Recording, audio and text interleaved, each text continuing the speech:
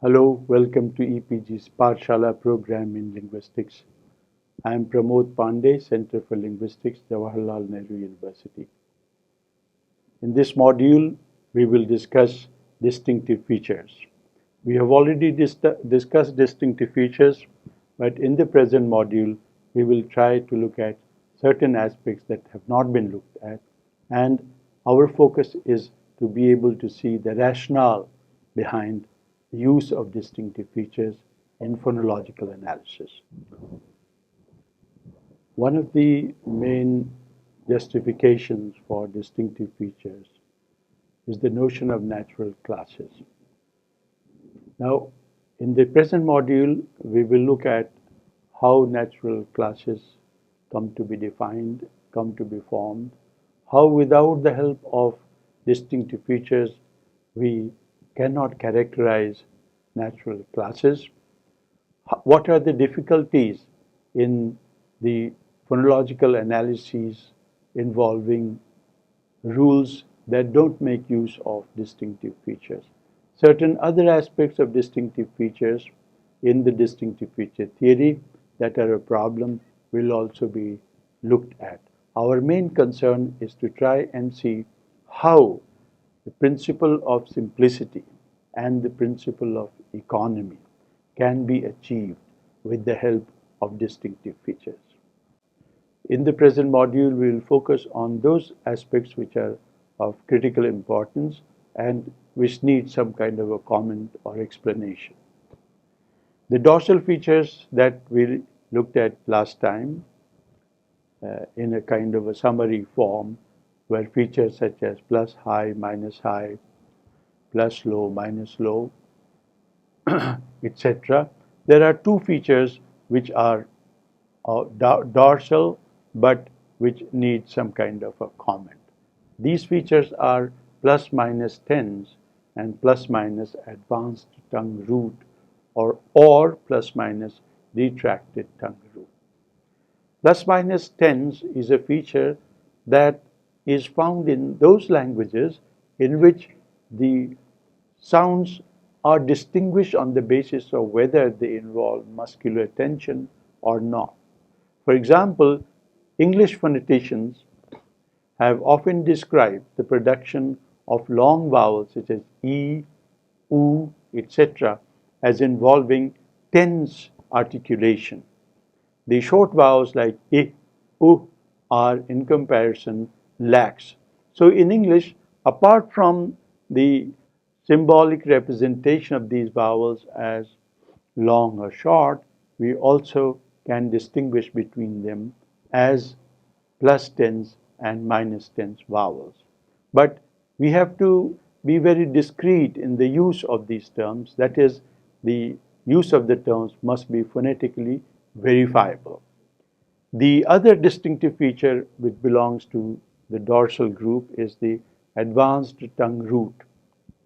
This was proposed in Chomsky and Halley way back in 1968 and is an important distinctive feature for characterizing sounds in some of those Semitic languages, for example, where there is a clear difference between vowels which are produced with an advanced tongue root or a retracted tongue root.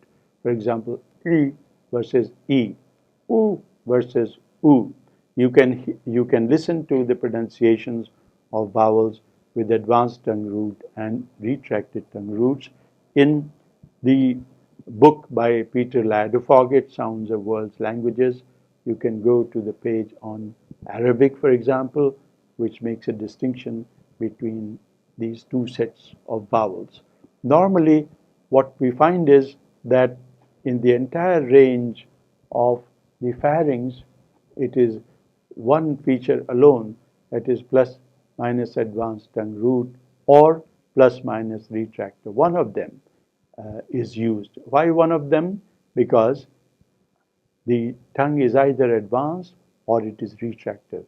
There is no language in which we find that we have three sets of vowels which are without advanced or retracted, vowels which are with advanced tongue root, and vowels which are retracted tongue root. There is always a choice. either or, either advanced tongue root or retracted tongue root.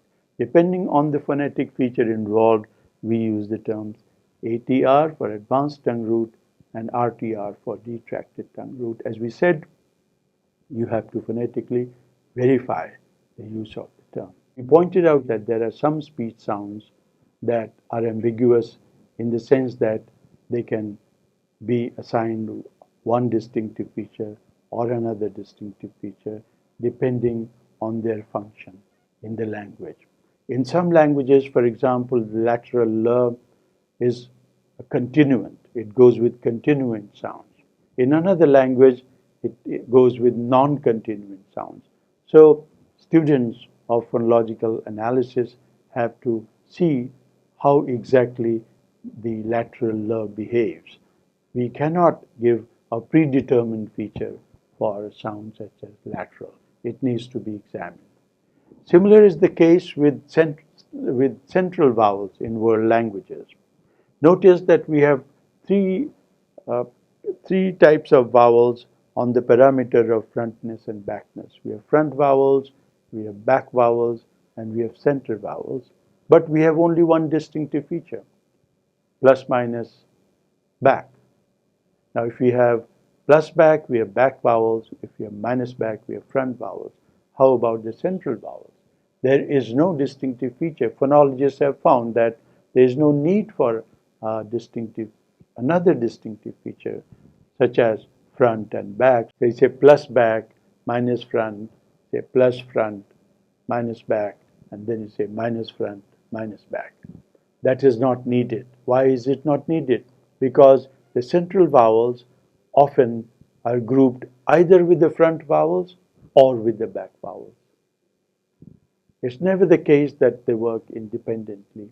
Because of their function in being grouped either with the back vowels or with the front vowels, we assign them a feature plus back or minus back, depending on the grouping in the language. In Marathi, we have a process whereby the palatal affricates are pronounced dental affricates after back vowels u, o, as well as the central vowels a. They are pronounced as palatal affricates only after the front vowels e and a. Now, because the central vowels are grouped with back vowels, we will assign the feature plus back for central vowels in a language such as Marathi. Sometimes we have certain sounds in some languages which require not one but at least two features to characterize them, parallel as it were, in a single line as it were. For example, in Bantu, you have pre-nasalized stops.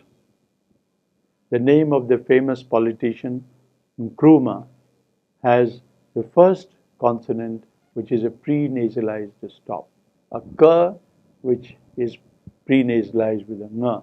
So you produce that consonant as a single consonant, k, nk, nk, mb, mb, mb. Now, for these sounds, pre-nasalized stops, we have contour representations. So the features are contour. So for pre-nasalized stops, we will say, for example, as you see on the screen, we have plus nasal and then minus nasal. So plus nasal versus minus, and the two are combined to give us a single sound. Now, some phoneticians and phonologists have suggested that if pre-nasalized stops are contour segments, then why not affricates? Affricates, after all, are also a combination of two different manners, namely a plosive and affricate. Well, they could be, but there is no harm in trying to see. But there is no special gain that we see achieved with the contour representations for affricates. So today we have come to know better about these prosodic phenomena, and we don't need to have distinctive features for these prosodic phenomena because they can be predicted through other means, such as phonological representation. For your convenience, we have the list of the distinctive features, especially for the two groups of sounds, consonants and vowels, so that they can help you in working on analyses which require the use of these features. One of the problems relating to distinctive feature theory is that of underspecification. By underspecification, what we mean is that for certain sounds, all the distinctive features relating to it need not be specified. Now, there are two kinds of situations where this is possible. One is when certain distinctive features can be predicted from the presence of other features.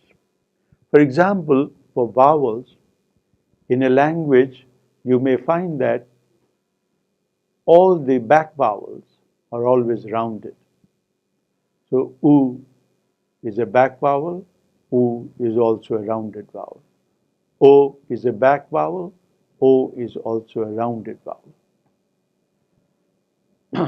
Now, if that is so, then the relationship between backness and roundness can be used to economize on the use of distinctive features. You can say that a back vowel predicts the presence of a round vowel, etc.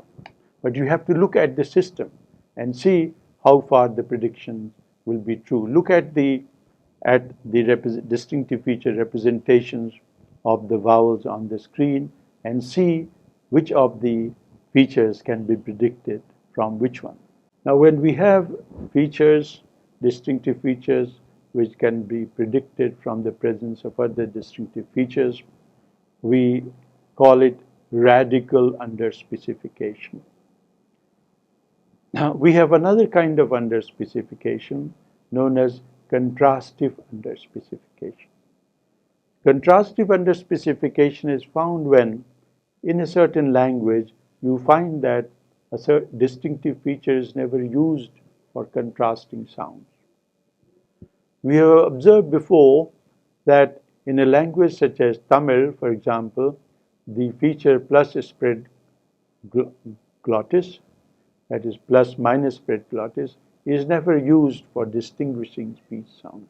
In that case, then, there is no need for using the feature plus minus spread glottis in the language. Now, there may be other features which are not necessary in the phonology early on.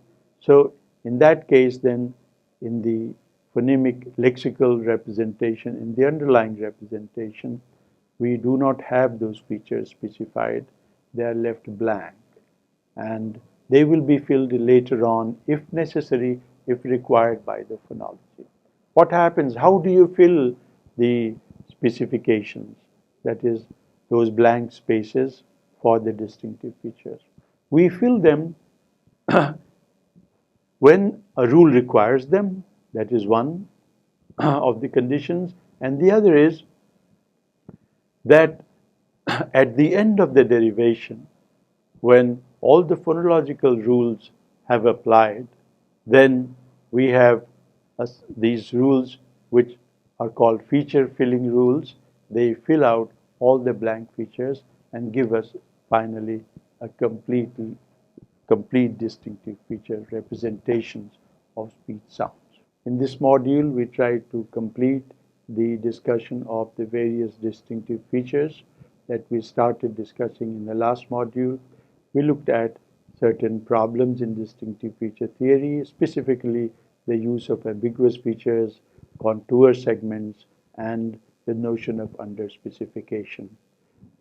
I expect that you will read the e-text carefully, answer all the questions and exercises, and return to us whenever necessary. Thank you.